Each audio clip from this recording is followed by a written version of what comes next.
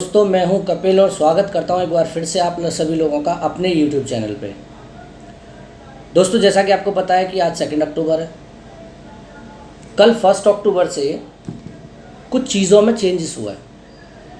उन चेंजेस को हम ब्रीफ में ज़रा डिस्कस करेंगे कि किन किन बातों पे 1 अक्टूबर से चेंज हो रहा है और एक आम आदमी की जेब पे क्या असर पड़ने वाला है। तो सबसे पहले, जैसा कि आपको पता है कि देश में अनलॉक 5 स्टार्ट हो चुका है, तो बहुत सारी चीज़ें अब से खुल गई हैं, ये आपको सबको पता है। फिर भी सुरक्षित रहिए।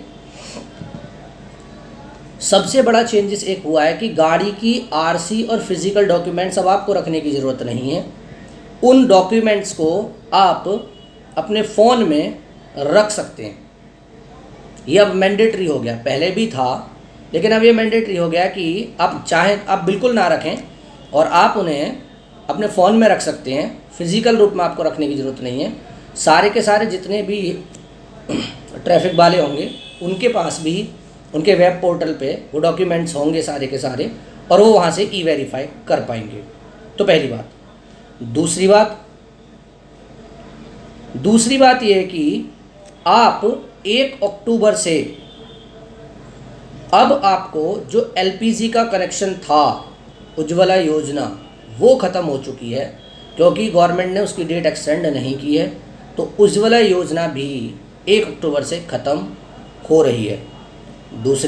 तीसरी बात की अगर मैं बात करूं तो अब से अगर आप इंडिया से, अपनी कंट्री से फ़ॉरेन में अगर किसी को पैसे भेजते हैं तो उस पे आपको देना पड़ेगा tax, TCS, tax collected at source, आप पे लगेगा। ठीक है। दूसरा, टीवी खरीदना, टीवी थोड़े से महंगे हो जाएंगे, एलईडी वगैरह थोड़े महंगे हो जाएंगे। एलईडी पे गवर्नमेंट ने जो एक्साइज ड्यूटी पे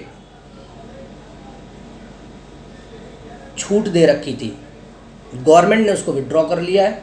तो जाहिर सी बात है कि टीवी के जो दाम हैं वो तकरीबन 600 से लेके 1500 रुपये तक बढ़ सकते हैं।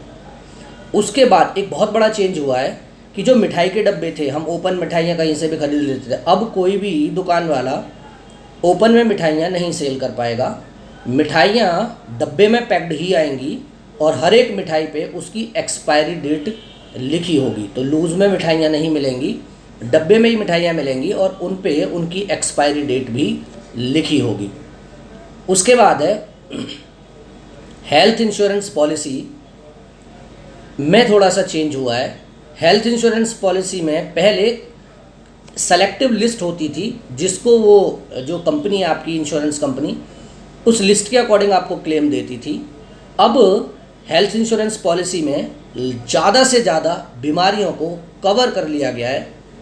ज़्यादा से ज़्यादा ऑलमोस्ट सारी बीमारियों को हेल्थ इंश्योरेंस में अब कवर किया जाएगा। बड़ी बड़ी बीमारियां तो बिल्कुल ही कवर होंगी।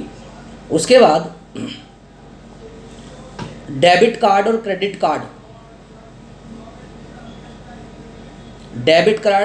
कार्ड पे दी जाने वाली जो कुछ सुविधाएं थी वो भी बैंकों ने उनमें कुछ चेंज किया है।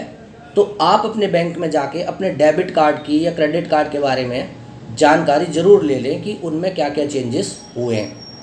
उसके